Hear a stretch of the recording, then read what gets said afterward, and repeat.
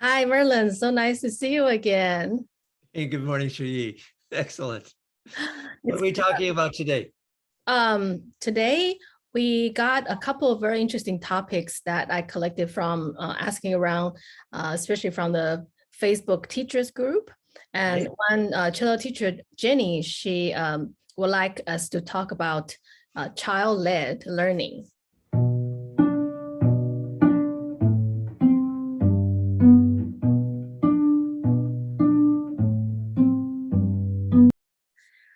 So I thought that would be a good one to talk about. Actually, can you see my earring?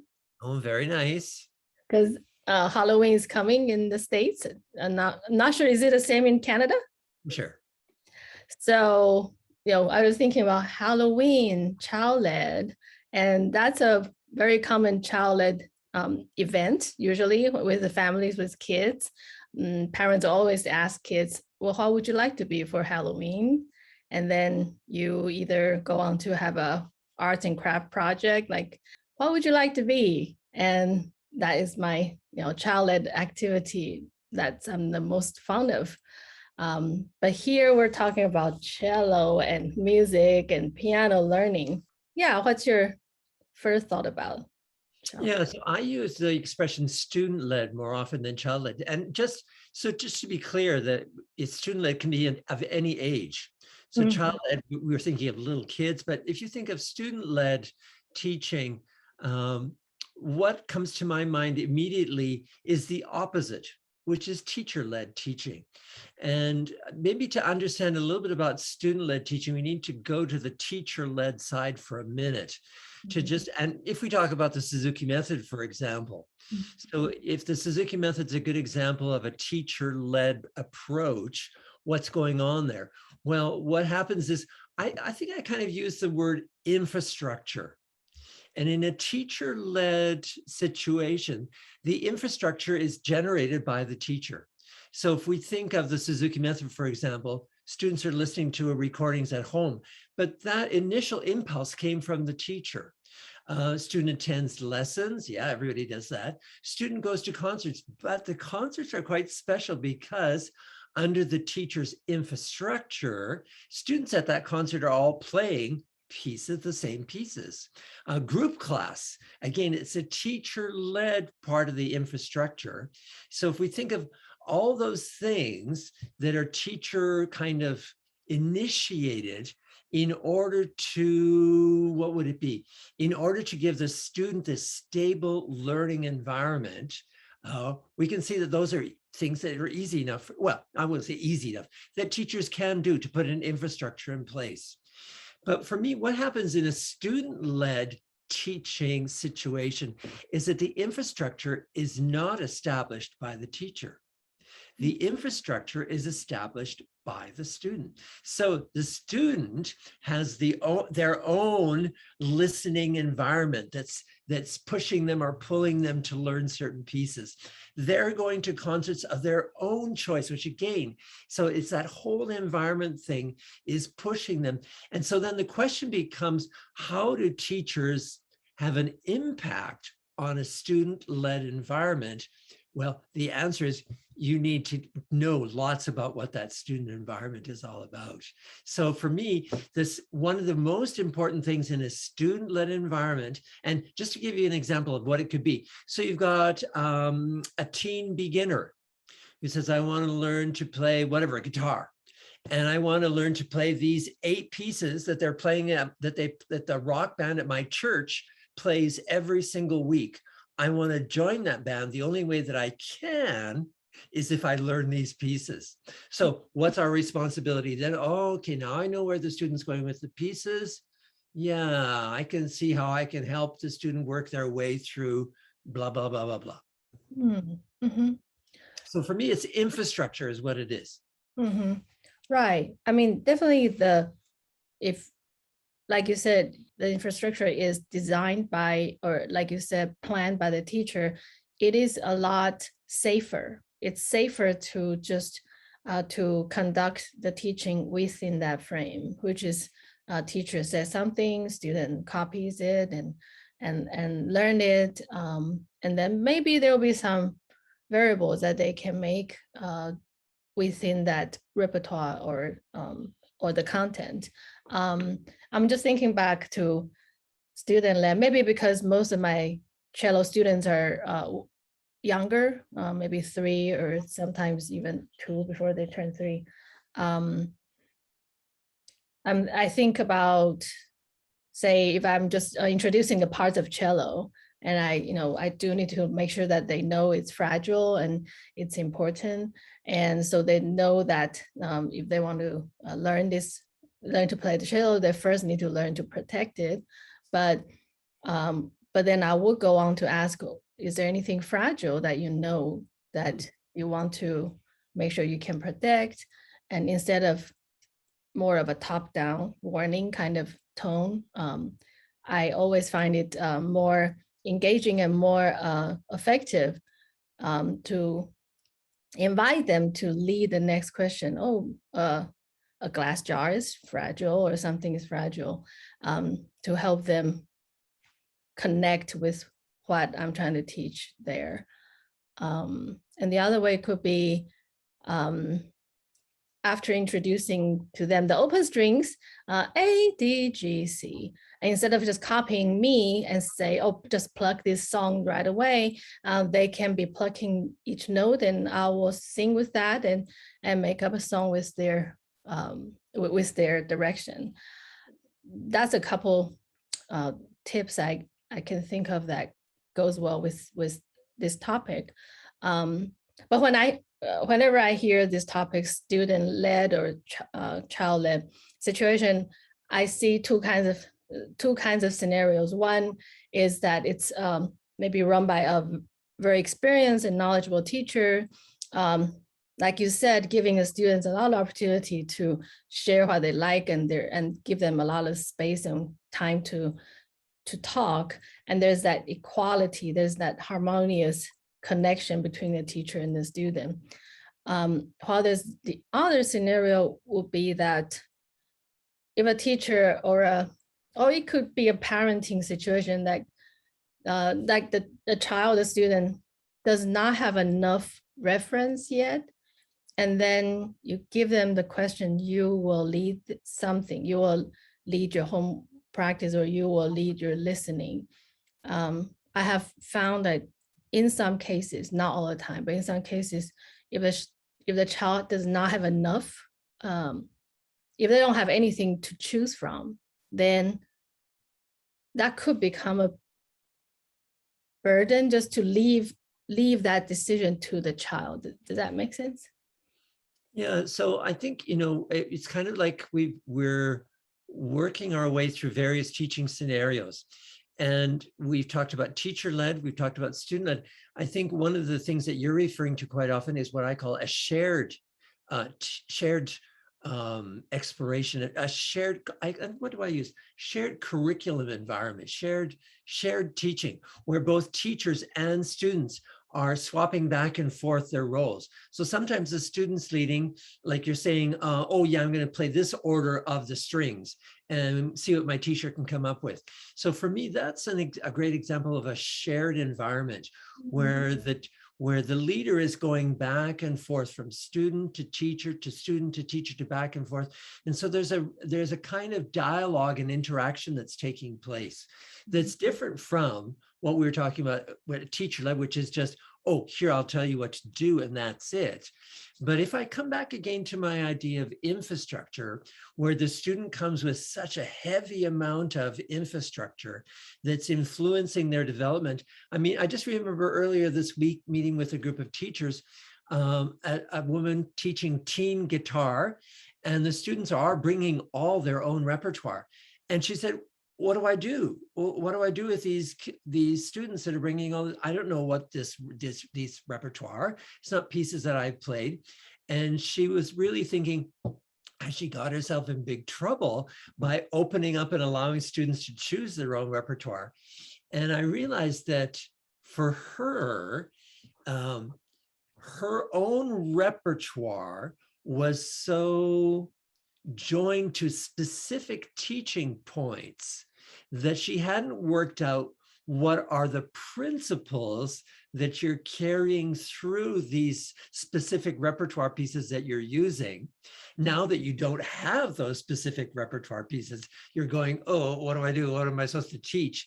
And for me, it was just, oh, you have to get used to pulling out the principles that you would have taught in your specific repertoire and finding those places, because I can guarantee you, students don't know about those principles up front. If they do, what will I say, intuitively, our job then becomes to validate, to shed light on those things so that they become actual elements that students can intentionally work on. So I've gone through a whole bunch of things in that explanation, just going from teacher-led to student-led to shared, and then looking at the challenge of a real student-led environment. And the challenge then becomes with the material and what do you do with it? Because as a teacher, you might be saying, oh, I'm out of my comfort zone here.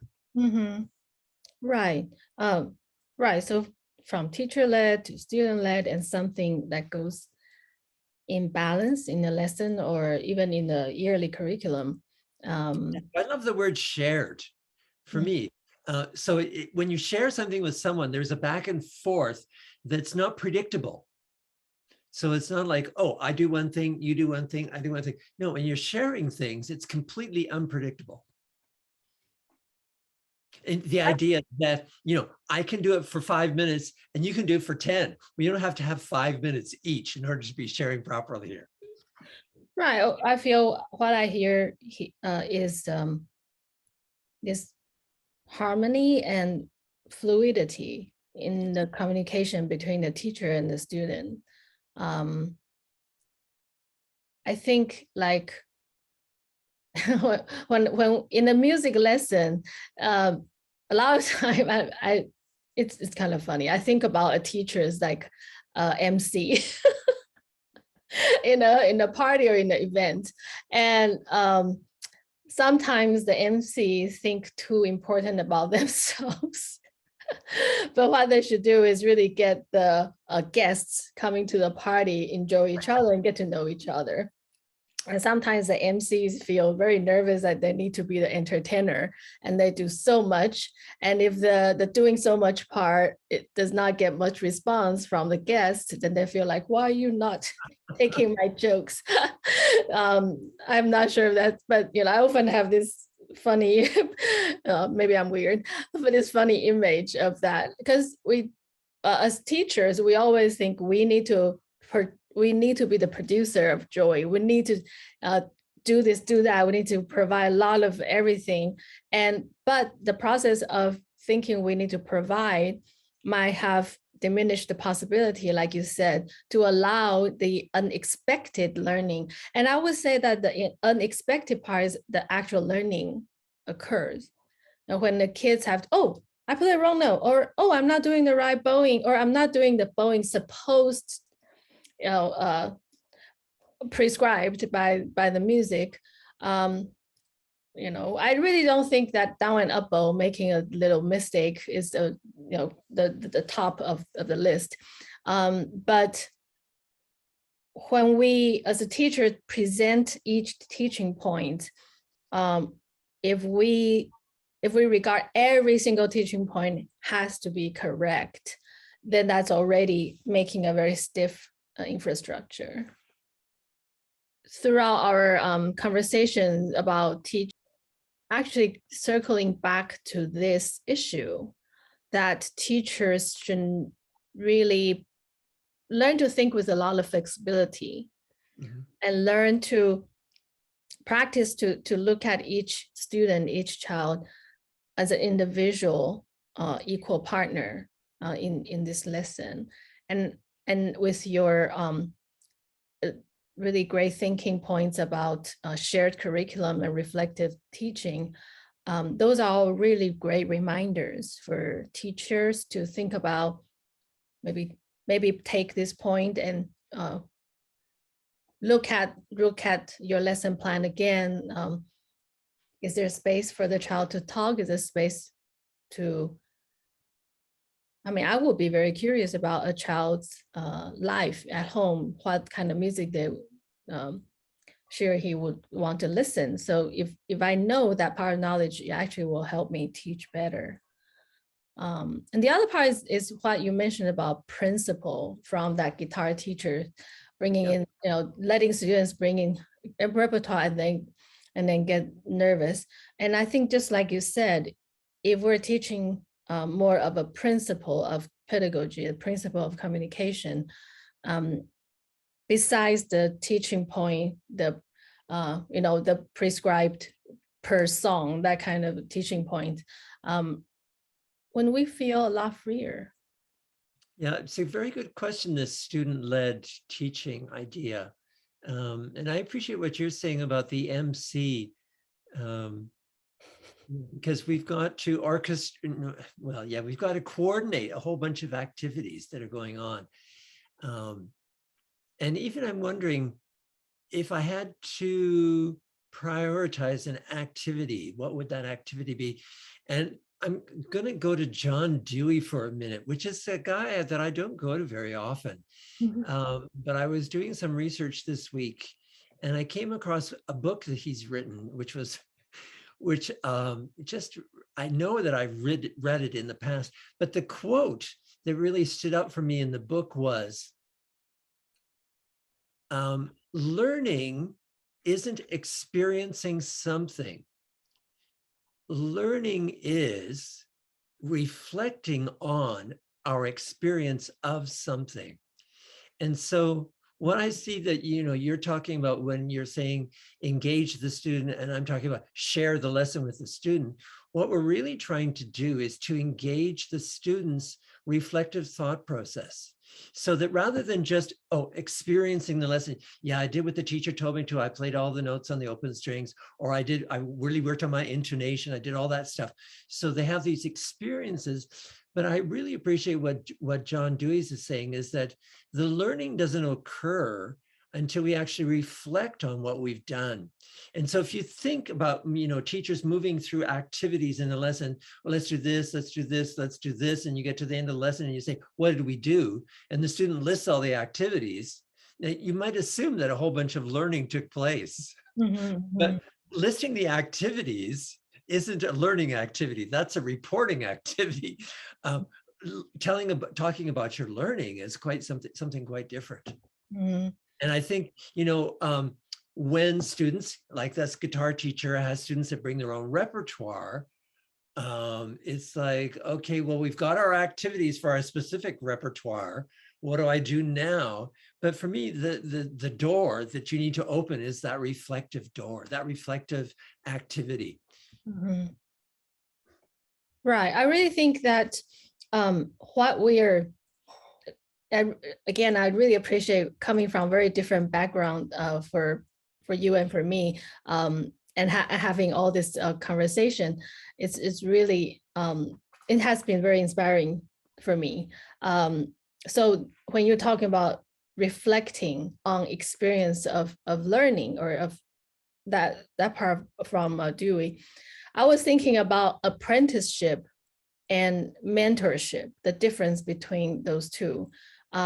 And I think it's so much simpler, and I want to use the word safer again. It's so much safer for teachers to just say, I have a new set of things and I'm teaching you, so you copy me back and you're done, you can go home. And at home, you keep repeating what you were given. And to me, that's almost like setting a limit of what you can do to inspire a child, because it's not more than teaching how to do an oil change. If we're changing oil and you teach this student how to change oil and the student learned it and okay, bye, that's done. While on the other hand, there might be, I'm just again imagining, maybe it's Halloween. I'm imagining an oil change teacher asked the students to bring in different kinds of cars, very old cars from the 30s, 1932 Tesla, and then they talk about oil change. Then that's where how much the students could learn from each other, from this type of car to the other type of car, even though the topic is still oil change. But I think that requires a lot more knowledge, expertise, the teaching skill set, communication skills from the teacher to make it comprehensive. Yeah, well, it just tells us that our job is multi-layered, is what it really is.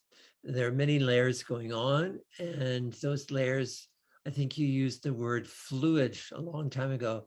So there's a lot of fluidity and flexibility in teaching. And if we come from traditional teaching backgrounds, like my teachers, well, I think how they taught, I wouldn't say there was very much flexibility going on at all. And so to break away from that can be a real challenge. But at the same time, what I like to assure people is that we all know how to develop relationships, and we all know how to be curious about someone else and to ask them to tell me about you. And really that's what's going on in teaching. We're asking students to tell us about what's going on in their mind, in their hands, in their emotions, in their spirituality. We're asking for them to, in some cases, dig deep and really figure out what's going on. Mm-hmm. Yeah. Yeah, I hope Miss Jenny find new ideas from our discussion here. Is there anything you'd like to add to the conversation? Well, I think student-led can be a kind of challenging thing because it goes against, I would say, the tradition of what music teaching should look like. The tradition has looked like teachers leading the way, students following and being as obedient as they possibly can. So if we just kind of deconstruct things a little bit and look again from this idea maybe of infrastructure, of relationships, of reflection, then all of a sudden you see, oh, actually, I do have lots to share. I don't need to worry when the students come and they've led our journey to a new place. I can let them open the door and most definitely find ways to help them out. Mm-hmm. I think my little input here will be giving the string teachers some ideas about teaching is not always, you don't have to talk the whole time. I think some teachers have the idea like, oh, I'm getting paid to teach students, so I should be talking a lot. I must be giving a lot to prove that I am making their money worth. But one of the incidents just happened a couple of days ago. One of my transfer student, he's 7, and after a lesson, he went home and asked his mom, how come Shu-Yi just plays a lot of games with me and never gave me a lesson? And I love it. So I think that kind of, I love that. I feel very happy to hear what he told his mom, and that he is getting used to this new teacher and getting used to the new kind of giving him more space and giving him a lot of like a laboratory environment to let him try his cello skills. So I would say feel confident to give the students the space to talk, and you'll find a new world. Yeah, super. So we've tackled student-led teaching. Feels like a good thing to do. Yay, good. So the other question that Miss Jenny asked us to possibly talk about is about teaching to students with disabilities. Sure. But just now we were wondering if she meant about physical disability or learning disabilities. But like you said, I like your point, mentioning that for both concerns, there could be something in common. Yeah, and I think what we have to always remember, I remember, super teaching. Eric Jensen, I think is the guy's name. Yes. Eric Jensen. And he's got a great chapter on disability, which is that everyone has a disability. So there's no such thing as this person is over here in a special category. So what he's trying to say to us is basically, find out who the person is. Mhm. Find out where they're coming from, what works for them, what doesn't work for them. You know, I could speak to my own disabilities, but you know, people would consider that just a little bit strange. So the idea that we aren't working in a vacuum, and we don't have to come up with all the solutions for any given person on our own. We have the person involved. We have our own background of experience. We have parents, we have colleagues, we have the internet. And so find out what's working and what's not working. Be flexible and don't be afraid to throw stuff out the window when you find it doesn't work. Mhm, mhm. Right. I think just like you said, we don't have to be the original problem solver for everything. And that's really, I think that's a very important idea for all teachers. Uh, it's for both the merit of the teaching, merit of the student, but also the merit of self-care. We should never feel we should know everything. There's internet, there's the parents, the student parents, we should probably give a email behind the door or after lesson or before the lesson checking. I found that really, really useful for me when I teach students with either ADHD or I have taught a couple of students who have selective mutism, which is in a certain unexpected situation or with encountering unexpected kind of people, they just automatically shut down, which means not that they want to shut down, but they're not able to verbalize their thoughts. So in that situation, because they don't feel comfortable talking in the lesson, that does not mean they cannot learn to play the music. So it actually turned out to be a really, really validating experience for them because they could express themselves through music and not through their mouth.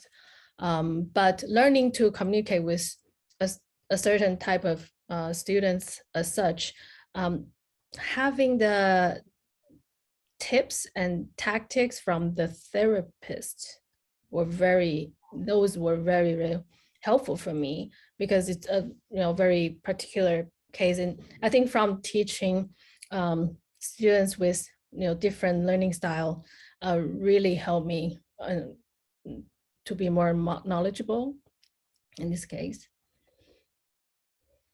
Yeah, it's about communication too.